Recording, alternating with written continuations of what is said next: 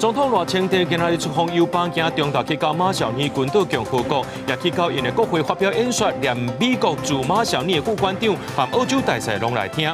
警察甲学生带去派出所，台中市长罗秀燕批评老师引起争议。今日随解除会室的，也若高雄有家长报案，要求警察伫校园抄书包。有资深类型的台湾网青去互日本指控，讲因教民众安怎使用违法 App 去看日本的电视节目，侵害市值有到6亿遐济。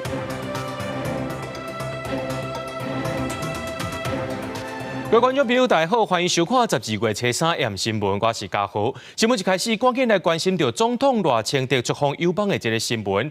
总统赖清德出访南太平洋加中岛呢，去到头一个友邦马绍尔群岛共和国，这半天就安排8个行程，包括去到因的国会发表演说，深化在地医疗，也佮有农业等领域的合作。伫咧国会甲国宴的时阵呢，这美国驻马绍尔的副馆长和澳洲大使也拢来到现场听赖清德演讲。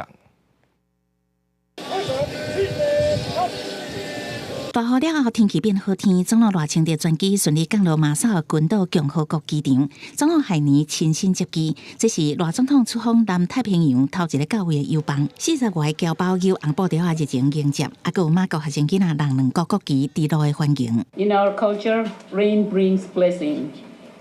You brought a lot of rain and blessing on the RMI and our partnership.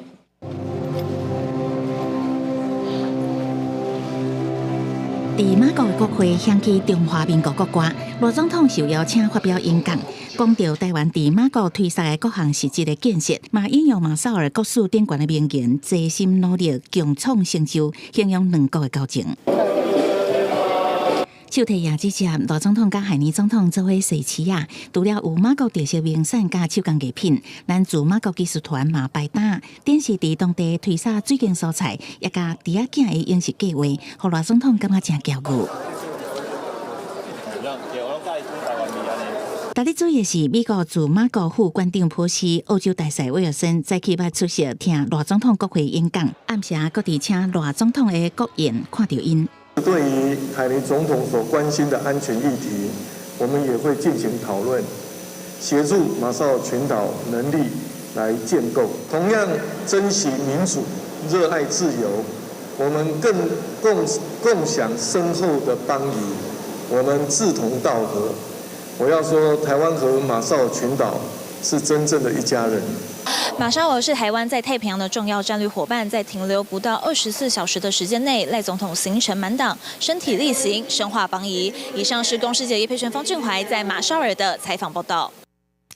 每一个囡仔拢是父母的心肝宝贝，这老师安怎教也引起着无同款的看法。这条新闻即马网络顶头是查甲热噗噗咯。来看这个台中进前发生这警察入去国小甲囡仔带去派出所的事件。昨市长罗秀燕就认为讲，这学校呢，互警察入去甲囡仔带走，老师报警察掠囡仔，这行为是真唔对，伊是真生气。也批评讲，安尼显是无适合做老师，所以引起基层老师的反弹。那罗秀今仔日也回释咧，讲伊唔知头唔知尾就做结论啦，也讲会定出着相关的 SOP， 和教育单位有相关的执法。洪指控讲，互警察甲学生带走的这间国小，一透早上课时间，有真侪家长赶过来，摕家己做的手帮，表达挺学校、挺老师的立场。你可以看到他，很常看到他在这边就是关心小朋友，不是只有在小朋友表现特别好的时候关心他。我们跟执法单位都希望教育能够为社会带来良善的力量，教导孩子们正确的观念。但这封爆料的第2天，学校一透早是开家长说明会，来讲名贵的事件。今年3月26日，苏先发生集体冲突，学生用一种落毒棍来攻击老师。家长表示讲，学生会回失礼。不过3月27日，学生伫警方告场了后才回失礼。老师嘛表明讲，未对学生来提告，但是警察认定讲已经通报，爱带伊转去派出所做笔录。家长接到学校的通报了后，表示讲会去警察局内会合。6月21日，少年法庭开庭审理，双方是当庭和无解，法官结案。不过7月25日，家长阁申请教师不当管教后事调查，落尾是决议无成立。法官斟酌审前调查的结果，认为本件少年事件不具需保护性，无裁定进入审理程序及给予保护处分之必要，故裁定不付审理。学校让我们的感觉是，大家就是互相袒护，大家没有想要诚实的面对这一切。学生的家长嘛是质疑伊的囡仔伫学校内面，互警方带走的正当性。不过，初二伫议会真生气，佮大骂校长，而且讲教师无责任的市长罗秀燕，面对外界一大堆意见的压力，嘛对这个老师核实的。我昨天的话说，这个老师是不是适任？我觉得我讲的太快了，太早下结论哈。我必须向这位老师致歉啊。那对于这件事情啊，老师为什么这样做？那他的前因后果，他有什么样辛苦的地方？我想我必须理解。扣上这样子，老师不适任，我想对于所有现场这样子的一个工作的老师，会觉得非常的失望。全告总讲，老师的决定报警察处理学生暴力的行为，是为了保障家己的安全和学生学习的环境。虽然讲伊是无责任的教师，实在是伤匆忙，而且市府嘛应该提供有够的资源来帮助师生，无应该让老师一个人来承担所有的责任。对这市府嘛讲，因会定出一个 SOP， 针对这个状况，让教育和执法单位有物件会当依循。记者综合报道。老师辛苦啊，警察也真辛苦。来看高雄呢，有一间国小，顶礼拜五，一个6年学生的家长，因为因的囡仔呢，定伫学校物件拍无去，这位家长伊就报警察了后，要求2个警察入去学校敲这学生的书包。学校表示讲有和家长沟通，也同意警察入来到学校关心，毋过无互学生和警察接触到。警方也强调，因是依法行政，无违反到校园驻地条例。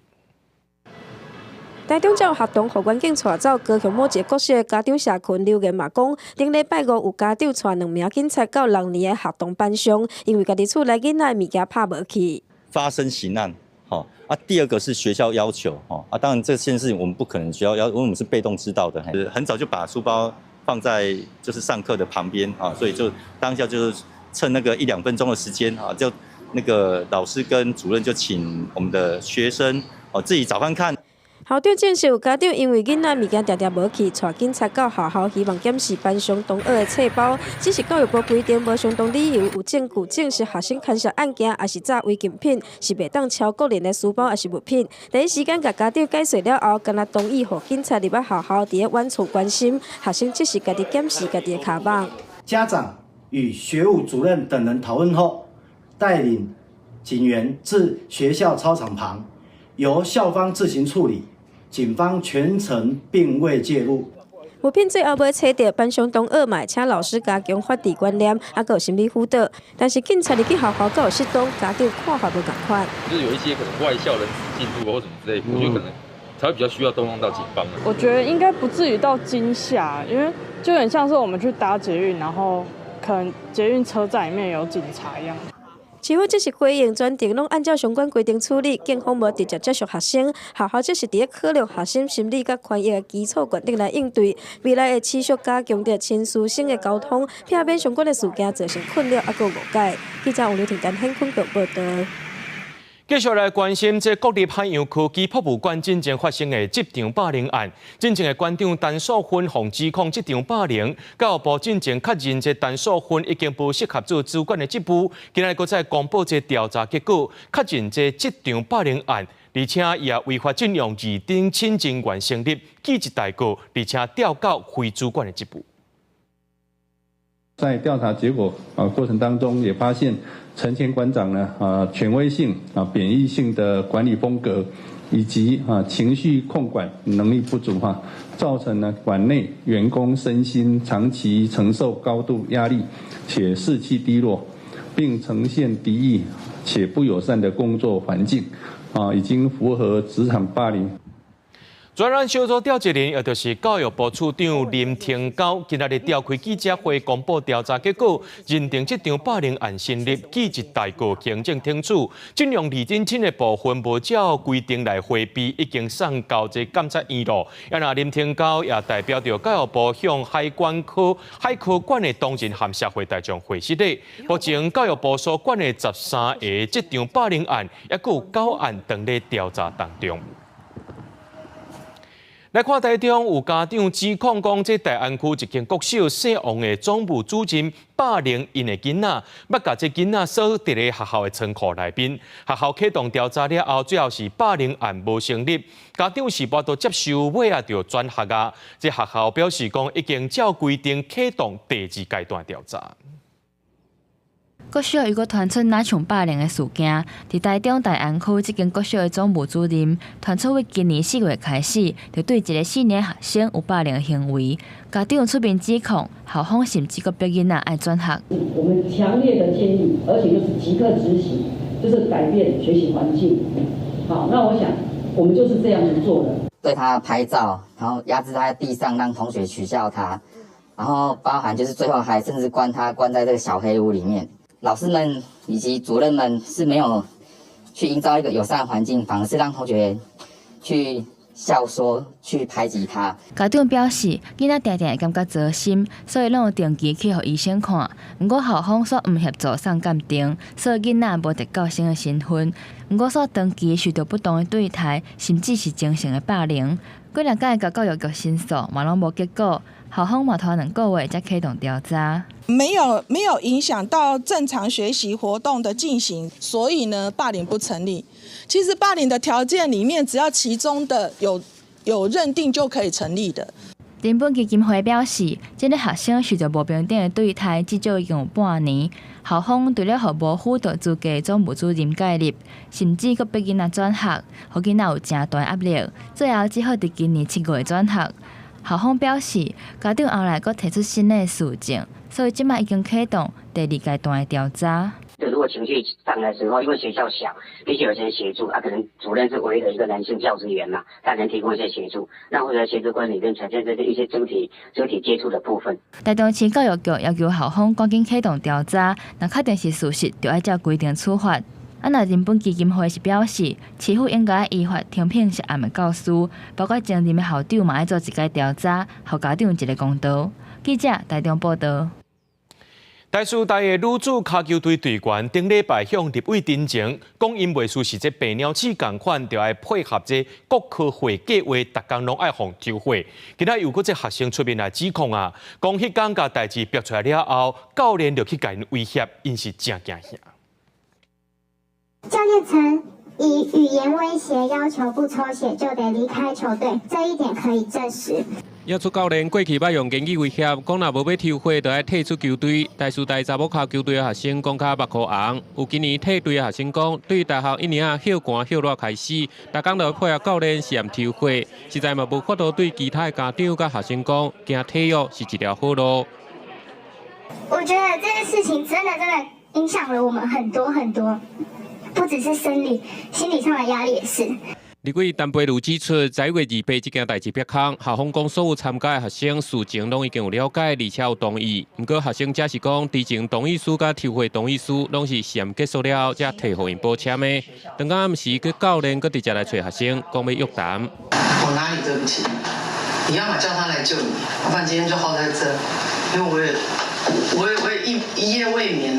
他威胁那个学生，如果你不说出来到底是谁要害我，这就是教练说的，他就要把他关在这个研究室里面哦，大家都不要回去。台师大表示，教练是想要甲学生沟通，无想到讲电脑引起误解。对11月29开始，已经暂停教练甲助理教练的职务，组成霸凌调查小组。研究伦理部分11月28嘛已经启动审查。今天就会做那个实地的这个查核，所以很多的一些细节也会在这个调查里面会去把它理清楚。陈培如强调，学校甲学生目前双方无啥信心，应该另外提供心理辅导。台师大学大会表示，学校有超过30队的运动校队，所有校队运作甲相关计划，拢应该全部检讨，避免再发生类似的案件。记者综合报道。提醒观众朋友做工课一定要保护家己哦。来看这高雄昨有民众伫咧新兴区看到一栋3层楼的透天厝伫咧大铁厝砍厝挂，3个工人伫遐8悬8低拢无防护的设备。劳工局表示讲，这款的情形已经涉嫌违反着治安法，有派这劳检处去调查咯。若真正违法，会当罚30万。工人有的徛，有的坐，伫铁皮厝顶悬哪行哪做事，其中一个差不多60几岁的工人，各区趴伫厝厝顶含厝钱中伫施工。这个画面互看到的民众看一个拢惊惊，因为镜头由远来看，这3个人伫遐的所在是伫3楼悬铁皮厝的厝顶，但因无做任何防护。高度2公尺以上处所进行作业，没有使劳工使用安全带、安全帽等防止坠落危险的防护措施。已经涉及违反职业安全卫生法第6条第1项的规定，劳检处已经派员进一步调查厘清。劳工局讲，若查证了是真的，会罚款至3万到30万。嘛，呼吁事业单位伫工课场的边边啊，也是开除的部分悬的所在的作业，应该设置防漏的设施，而且要求劳工确实使用个人的护具。伫高雄需要修理铁皮厝顶的需求，对3道2风台过了都无停过。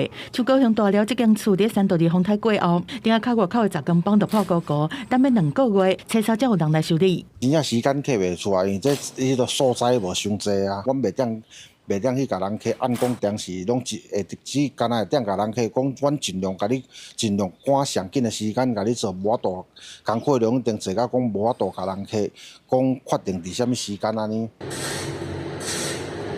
不管是拍电锯、接铁件，还是扭踩钢棒，拢需要施工团队到场来处理。有时阵，我会无闲到暗时8点半才会当食暗顿。有工程行工，伫3道2风台进前，佫会当固定休礼拜，但是风台过后，一大堆人要修理，佫拄着欠工，订单真正是接袂了。但是赶工嘛会做好防护，因为加开10分、20分，甲家己保护好，就免烦恼讲无细日去发生意外，到时就要停工佫较长的时间。记者综合报道。来看这条新闻，有影有够喊吼，撞到这生死关头，稍等一下也不要紧。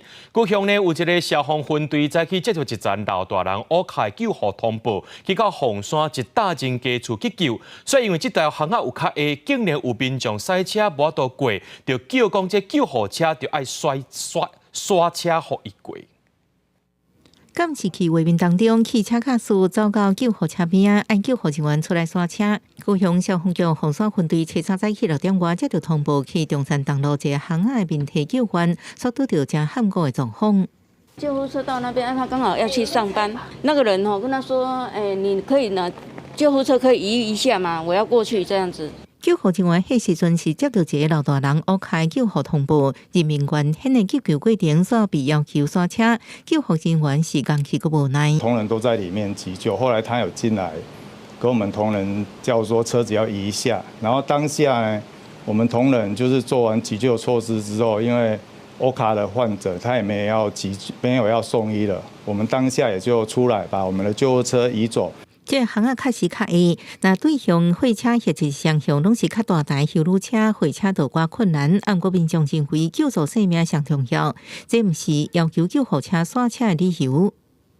救人为先，你叫车你要稍微停一下，等啊，或者是你就倒车就走了，因为人家就是有紧急才叫救护车啊。救护车驶在路，一般人会主动让车，毋过到定点了后，因为无相关规范，救护车可能会被要求刷车。也个人会怨叹消防或者是救护车的时间车伤过差，要求管起来，这拢可能增加出勤风险甲困扰。负责救灾救护人员消防队员所拄到无合理的要求，消防局也呼吁民众互相体谅，互队员应完成任务。记者综合报道。当然，有一寡民众呢，会甲车停伫咧因兜头前的顶仔骹，说是一直有人去检举，定定和警察冤家。市政府也决定，讲明年元旦开始，这顶仔骹保留1米半，互人行，那这顶仔骹就会当停奥多摆咯。因空的民众一透早手提罚单向里长陈情，罚单顶悬的时间点，才拄啊早起7点多就开始处罚，互民众是真无奈。7点就是来开，你政府怎样规定，我们一定遵守嘛，这个没有问题。可是你都不规定，也不宣导，也不什么，就马上。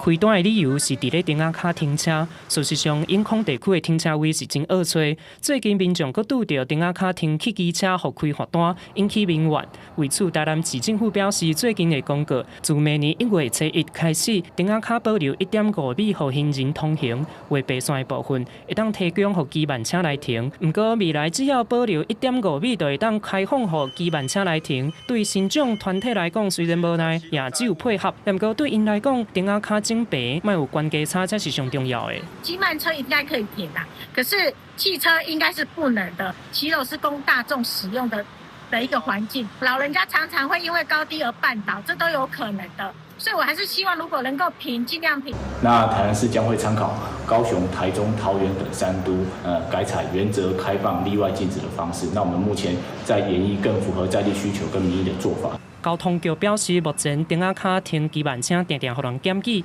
造成民众的对立甲困扰。交通局嘛参考其他县市做法做适当的调整，明年1月开始实施。民代也要求警方在这段时间接到检举的时，先用劝告代替开罚。记者综合报道。所观众朋友来看过这新闻，讲到这 Intel 昨宣布，伫咧 Intel 超过40年的执行长基辛格要退休啊。真正基辛格捌讲过 Intel 要来拼过台积电，不过今年 Intel 的股票却是落到一半。特别上任的 Trump 敢会来协助 Intel 咧，外界也真关心。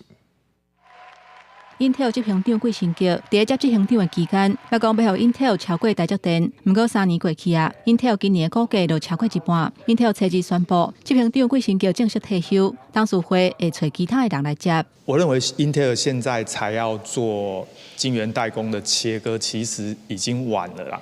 但是这仍然是唯一的方向，可能还是把晶圆代工切割，然后把资源全部集中在晶片设计。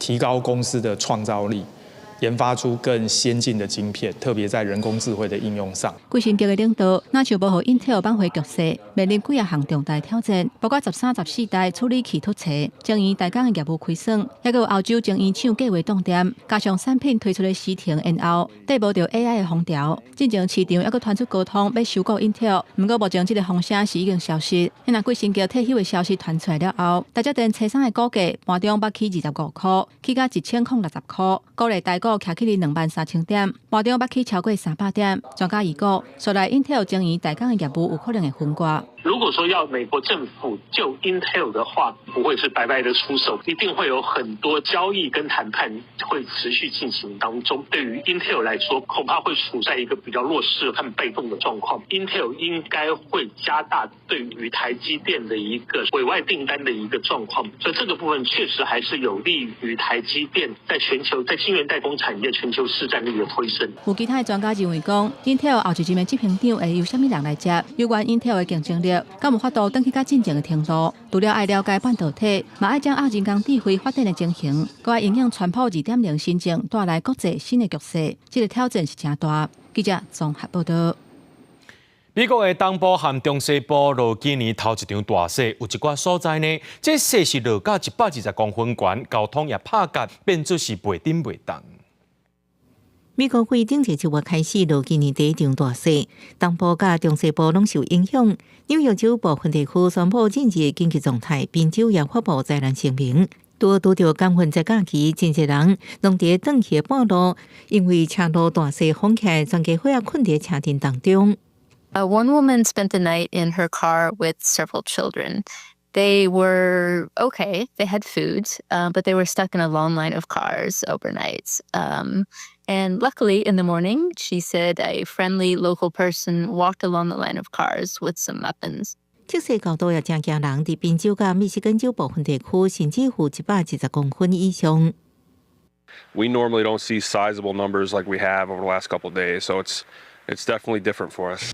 专家指出，这场大雪是受大雨效应的影响，也就是冷空气吹过相对温暖的水面，伫这方面的海边造成落雪。这礼拜为北极来冷空气吹过美国甲加拿大之间的五大河，伫这方面的美国落大雪，目前冷空气到达向东部刷天东，按算这礼拜会阁继续落大雪。公司新闻由派准朋友。德国富片大母公司 Delivery Hero 初二宣布，会甲西班牙餐饮外送平台子公司 Glovo 骨落千名外送员拢列做是员工，也因为这 Glovo 近年捌互这西班牙政府经过违法，过无偌久呢，这法院就做出裁决。Glovo 也希望讲卖互政府来处罚，不过安尼先做呢，这保公司伫2025年时阵，就有可能会减碳台票34亿。骑脚踏车伫西班牙首都马德里的街路四界行，西班牙参与外送平台 Global 的员工，知影公司要甲因纳入正式受雇员工，加一份合约甲薪水保障。本身是委内瑞拉移民的外送员，大部分都认为真好。Yo bien porque ya sé que voy a trabajar por un sueldo fijo. Por lo menos aquí indispensable tener una nómina, aquí es un contrato aquí indispensable, entonces sí lo aceptaría. Casi no trabajamos nada, pues, o sea, no sacamos a veces ni el sueldo mínimo y casi todo se va en el pago de los impuestos, más que todo. Así que si es contratado y por una buena paga, sí nos hubiéramos beneficiado. 德国外送头人副品牌母公司德国 Delivery Hero 第七宣布，这间公司伫西班牙的外送平台子公司 Global 几多千的外送员会纳入正式雇佣员工，因为西班牙劳动部进前指控 Global 甲所属的外送员无适宜登在做自营业，法院要伫无偌久后做出裁决。必须 Global 先采取行动来避免搁再互人罚。不过，这个决定也致使母公司的股价大落11.5%，而且这间公司2025年的盈利也减少超过34亿台票。不过，嘛毋是所有外送员拢愿意做正式员工。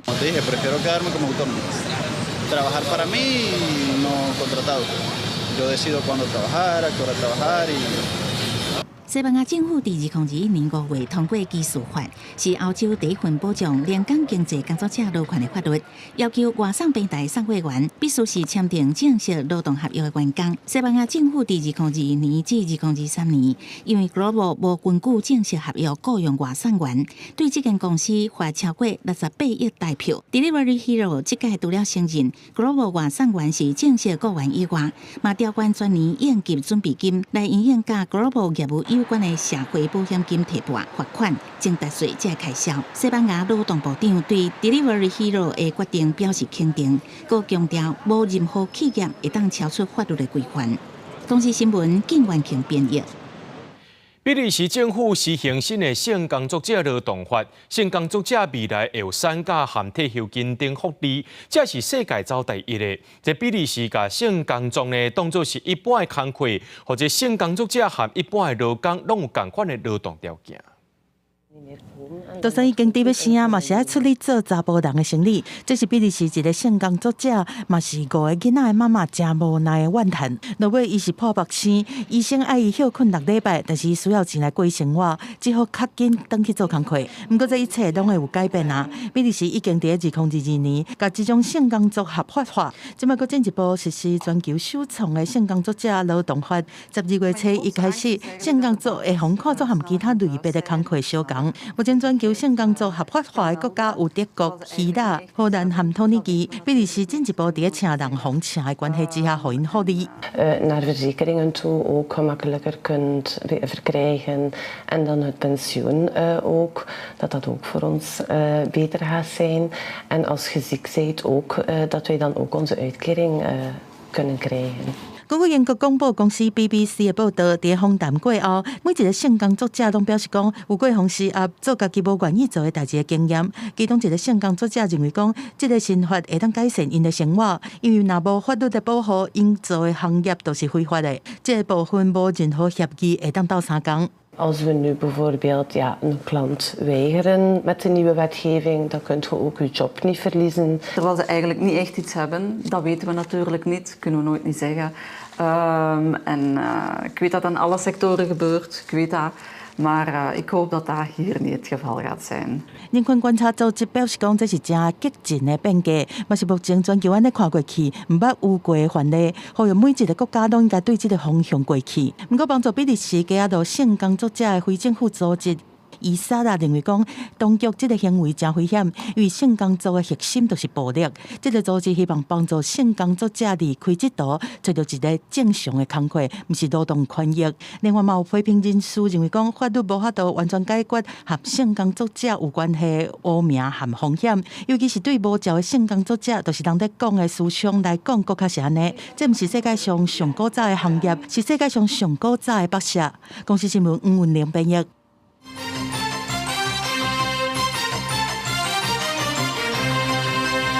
讲到台西书读奖查甫老师的凶手被判无期徒刑，这被害者家属是无度接受，佮落为被害人家属和民间团体今下晡就举行追思白玫瑰的活动，上百名民众就开刀反对废除死刑。这受害者家属也去到司法院陈情，要求维护公平正义，也去到这最高检察署呢，请求检察总长就要提起非常上诉，甲这免死确定的判决呢来辩驳。拒绝判死大法官，被害遗属内未干。被害者的家属和公民团体初三下晡举行白玫瑰追思活动，上百民众在开道组织手提追思的白花，表达反废死的诉求。个人就是支持反废止，其他人有其他意见。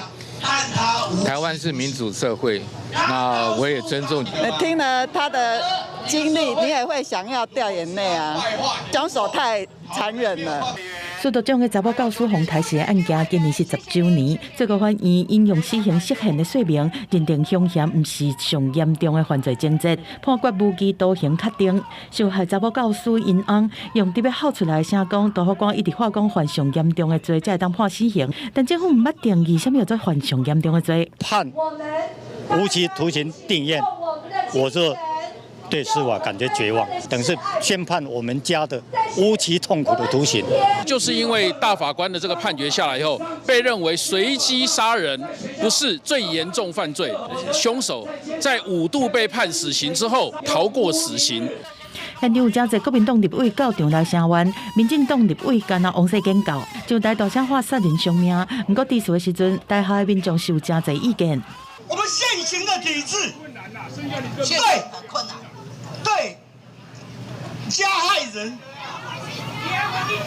对加害人是何等的呵护，杀人偿命，这是千古不变的定律。受害者的家属嘛，伫立委的陪同之下，去司法院来陈情，要求维护公平正义。嘛，到最高检察署要求检察总长来提非常上诉，推翻错误引用宪法8.1字的免死确定的判决。还判了8年跟9年，对不对？谁可以接受这样的事实？请不要让他们2个人的责任心跟荣誉感变成笑话。我坚决反对废除死刑。太警案的家属嘛，这起本案敢唔受到宪法法定判决的影响，才造成临时来换法官。对这台南高分院下晡嘛发声明稿，强调讲原受命法官是满40年退休，这个定轮分法官来接班，并无因为宪判字第8号判决的影响，才来换法官的这种代志。记者综合报道。国检署8日向宣布，人工生殖法修正草案内面比较有争议的代理孕苗的另外处理。洪执基讲，因的政策是安尼先改来改去。卫福部长邱泰源今仔日就表示，有共识的部分先推动，也若有争议的另外沟通。不过，立法院的这维权委员会拜时拜审调野立委所提出的人工生殖法部分条文修正草案，总共有16个版本。民间团体也呼吁讲先暂停相关的审查。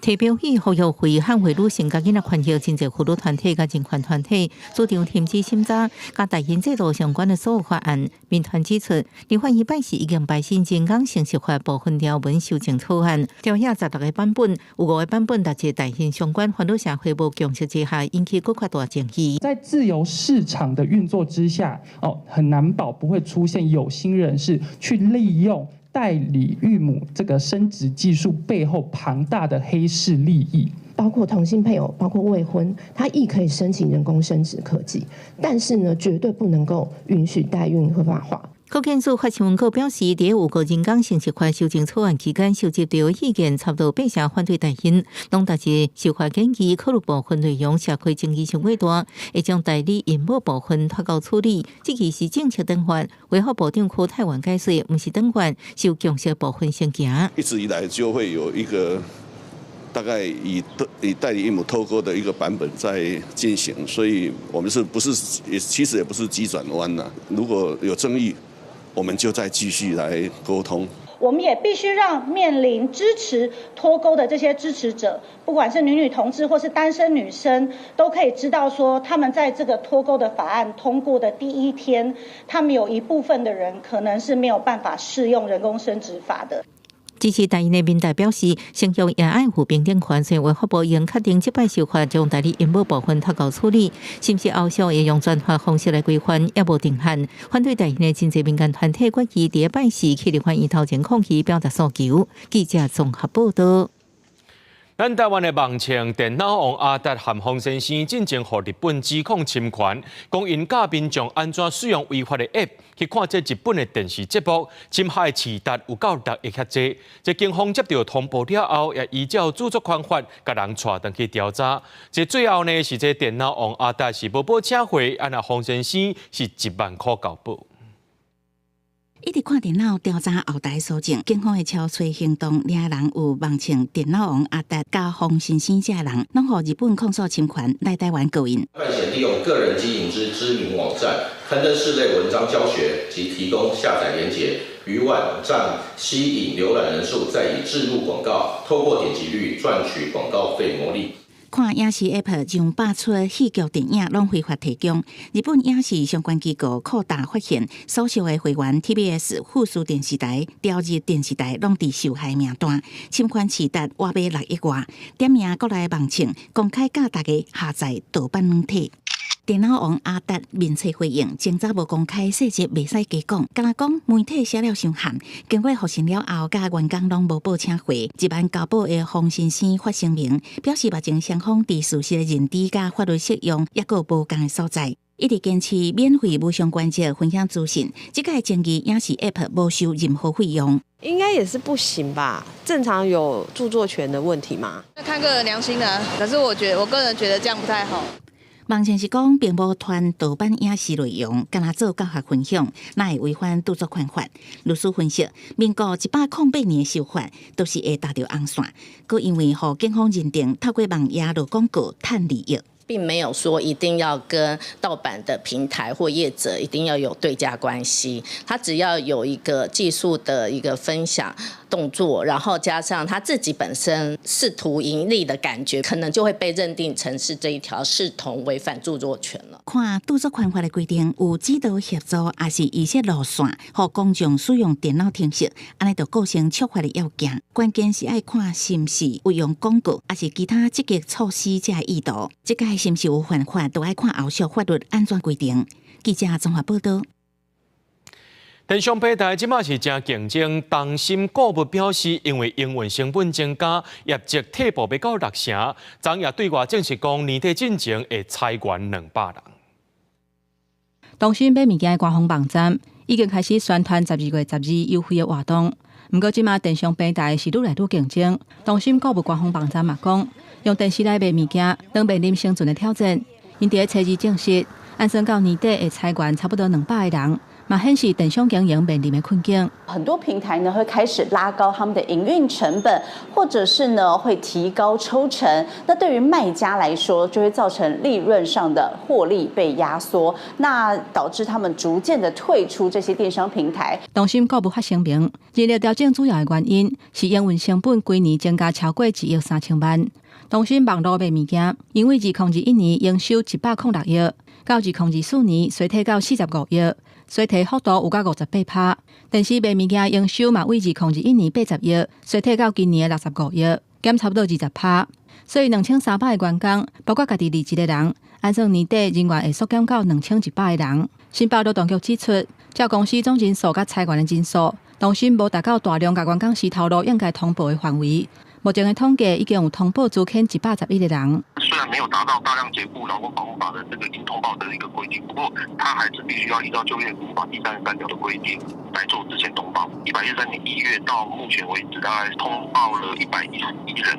面临营收大幅度衰退的情形，东森集团嘛对亏损的业务，亲像新妈妈、甲东森整合行销公司，大动作紧停损。新北劳动局强调讲，为了保障劳工的权益。会监督中心确保劳动契约相关的事项，对年底要裁员200个人，后续嘛了解公司裁员的计划。记者综合报道。讲到即阵仔天气，黏咪寒黏咪热，感冒人是变加真侪。疾管署也提醒民众爱注意这呼吸道疾病，因为对10月开始统计到顶礼拜这流感重症，也有死亡病例拢是10年来上界侪。另外讲到这长病毒疫情，也是最近10年共期间上严重一届。就医生伫咧推测讲，这长病毒疫情未收煞，将有可能是免疫负载关系。流感季。那目前的话，累计的重症病例数一共是286例。那相较于近10年的这个流感季的话，那目前是最高。过来流感自10月到今，唔那重症病例多，死亡病例已经有52个。疾管署表示，已经创下10年共期新高。其中顶礼拜因为流感死亡就占11个，上少年的是一个住伫北部30多岁的查甫人，本身有气胸甲慢性肺部疾病。自10月开始有流感的症状，转交予病房了后，伫11月底不幸过往。疾管署嘛提醒讲，过来12月中这是流感的高峰期。他发病了大概7周，那不幸的过世。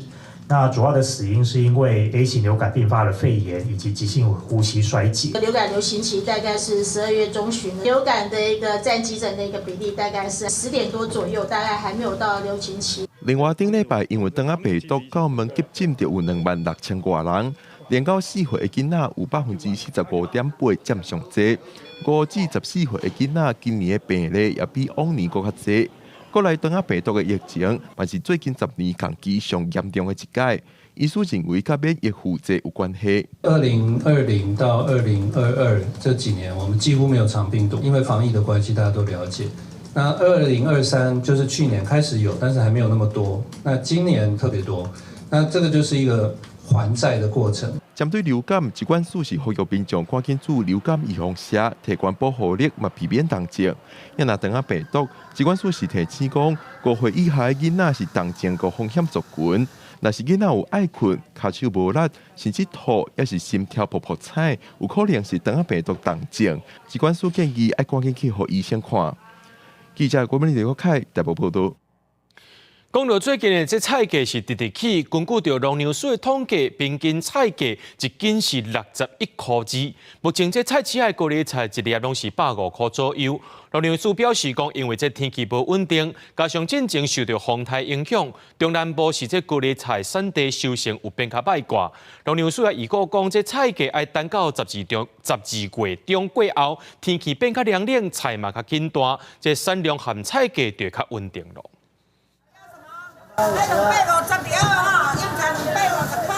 来到菜市啊，侪民众介绍问问咧，就开始丢毒，到底要买倒一项菜较会好？因为最近的菜价实在是贵桑桑。高丽菜今仔一粒要150呢。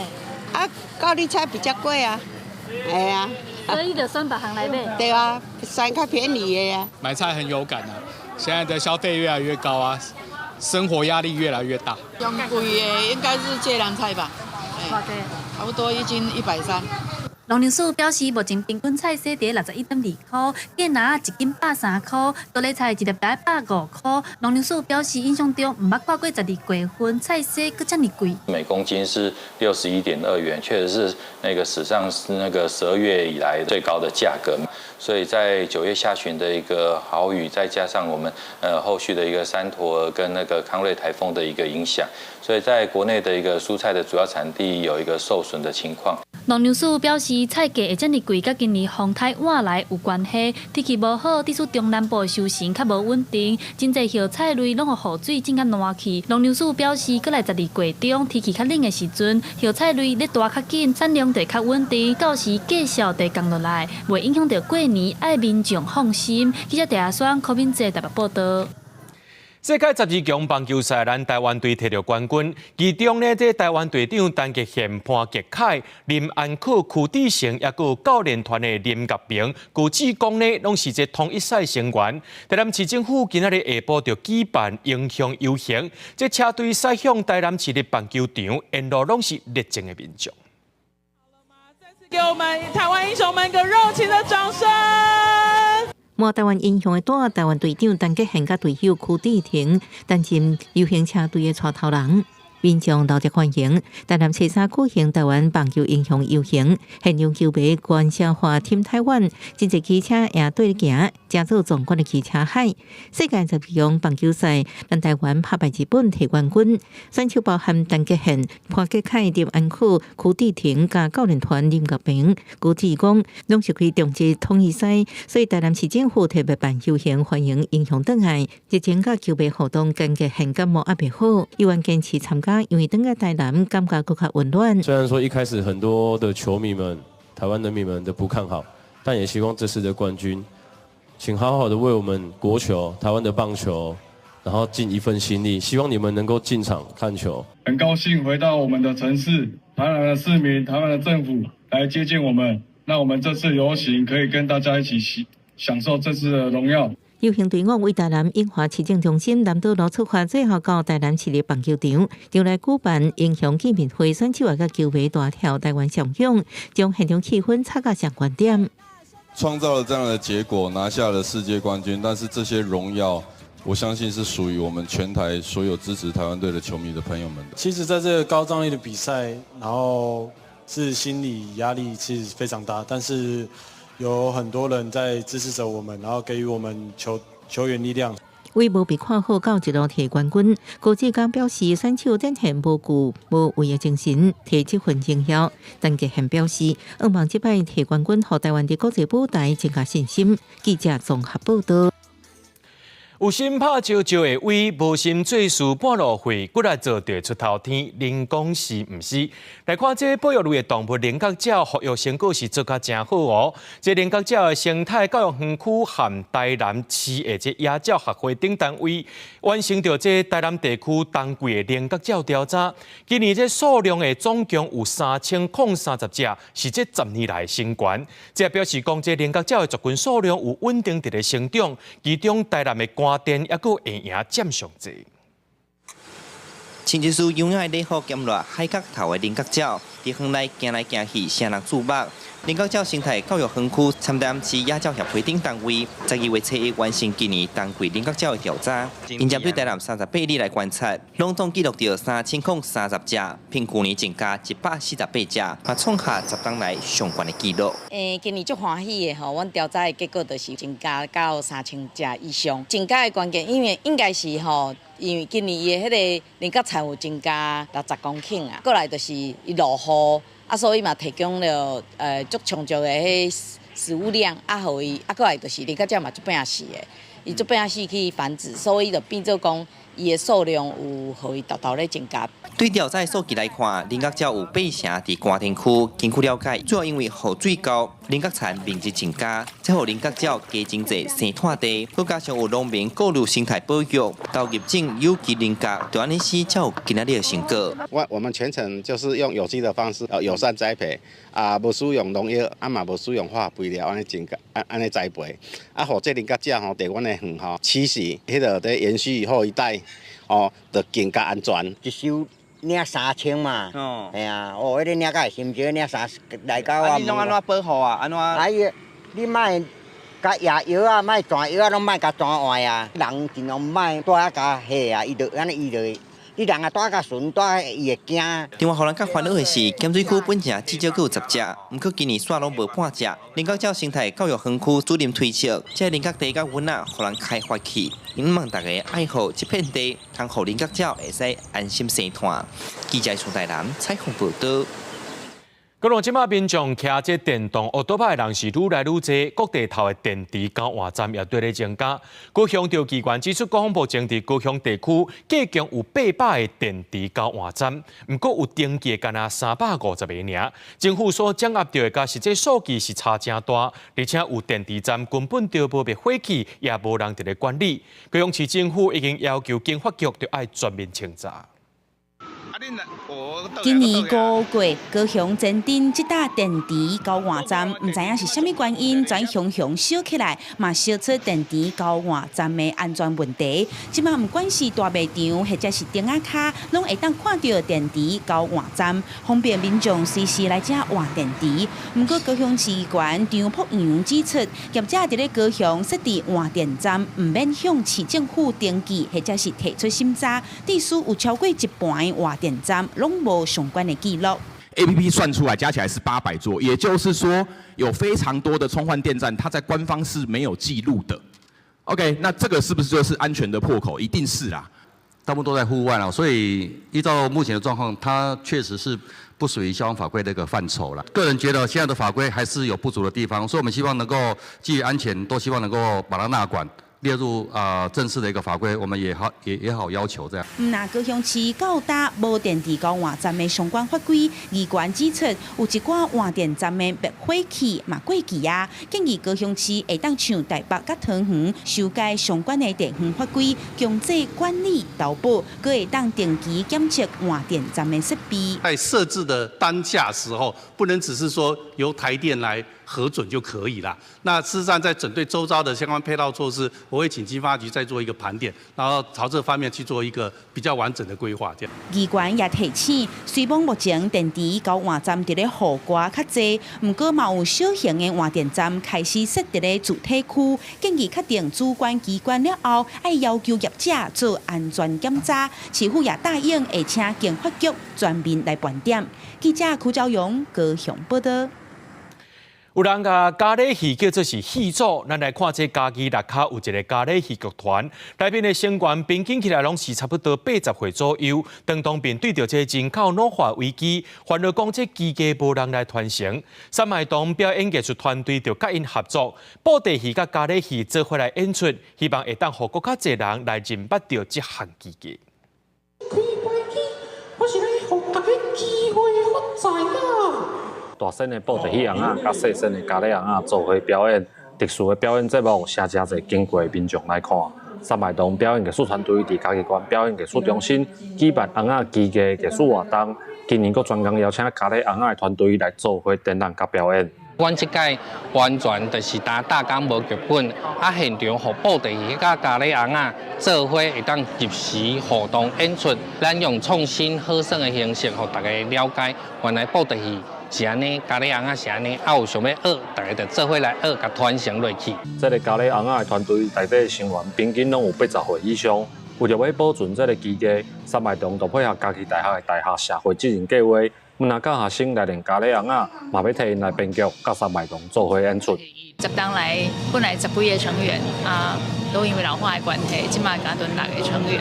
6个成员若是有一个化病，都无法度演，所以因的剧团有迄个危机，啊，阮伫遐出入，看到即个危机，想要帮忙社区去发展，继续发展，嘛传承即个文化。阮以后会使更较去甲因接触，安尼会使去学着因做这动作，伊的经验，还是伊的整个学的生态，安尼拢无共款。啊，我想要去甲因学习，安尼。三脉堂表示，红仔的艺术文化毋若干那布袋戏红仔，即届活动甲展览会一直到初8，希望透过丰富多元的活动，互民众会当先认捌，豆豆我介意了后，才有法度互在地技艺有传承的机会。记者林慧婷嘉义报道。来看台师大，因有文物保存中心，学生也会当实际训练修复文物的技术，而且有数十万件收藏品的故宫，也正需要这的修复人才。今仔日双方呢，因有签订 MOU， 希望未来会当用开课的方式参与到实际修复，栽培到更较侪文物修复的人才。侪点状为囡仔甲修复文物的技师，当咧台师大美术馆展出，现场嘛通看到修复的工课。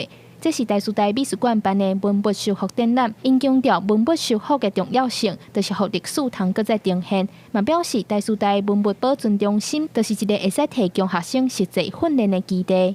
其实文物修复是一个对历史的尊重，我们希望找回或许发扬它的艺术价值，修复的现场带到美术馆，让群众可以去看到。其实他们的精神跟毅力，其实是应该获得嘉许。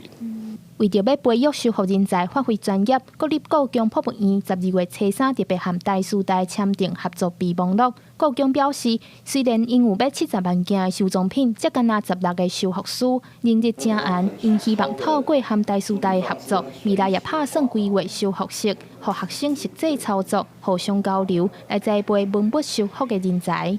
它基本上它有一个文物保存维护研究的发展中心。那这里呢，也有一些文物保存的一些学生的培育，加上台师大目前也成立文物保存相关的硕士跟博士班的课程规划，包括跟故宫的实务工作的，我们会多做融合，相互合作，把学术跟博物馆的实务呢，结合在一起。故宫强调，也会伫台师大合作开设文物研究的课程，希望透过人才交流，和文物修复这个专业技术，会当有更较多元的发展机会，培育这类修复的人才。记者张家嘅谢桂林台北报道。最近天气一变化，明仔气象咱做回来详细看。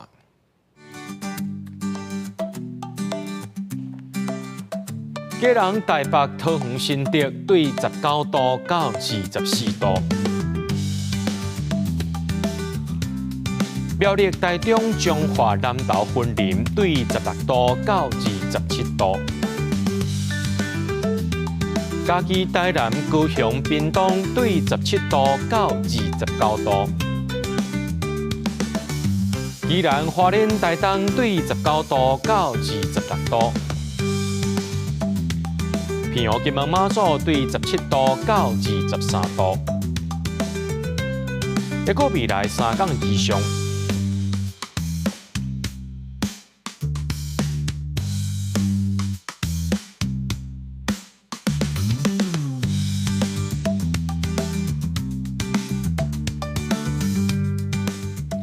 新闻最后，感谢各位观众朋友收看今日AM新闻，我是嘉豪，明仔暗时7点咱再相会。